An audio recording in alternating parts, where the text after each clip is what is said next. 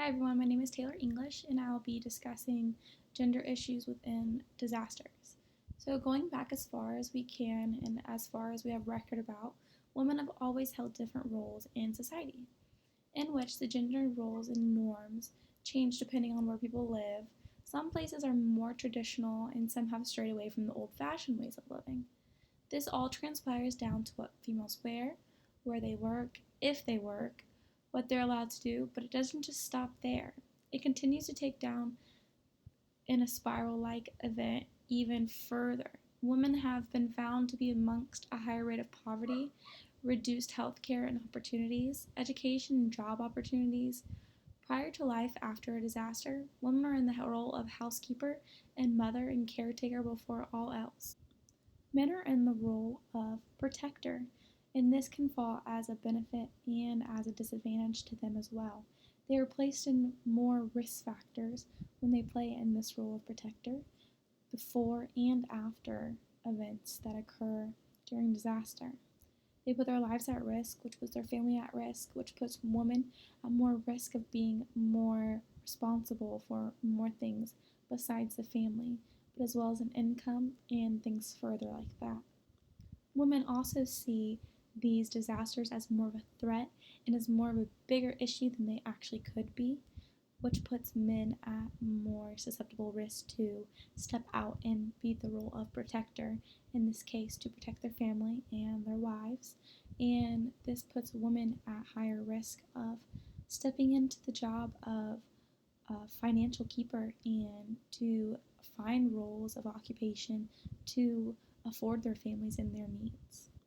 After a disaster, many women stay home caring for children or other family members, whether that's due to their age or disability that they have.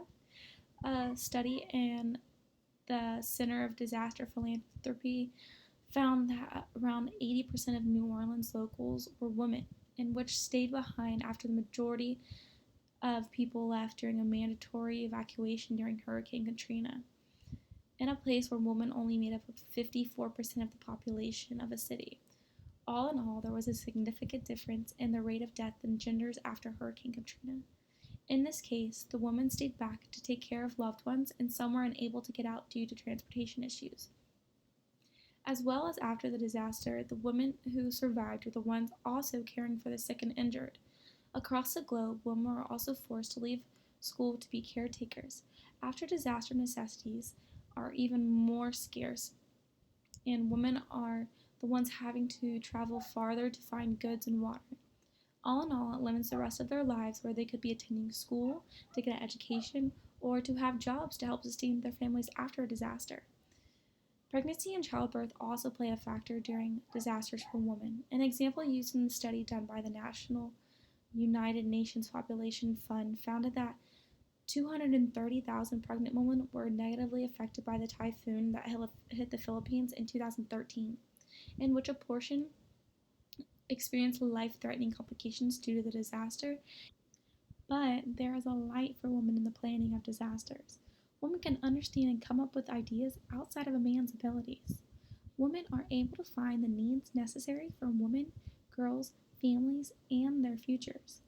There are gender action plans in place through the Global Facility for Disaster Reduction and Recovery in order to understand the necessary needs of both genders and ages as well as to encourage empowerment of women to keep fighting for change to better our future of equality and chance for a better outcome after a disaster. Thank you.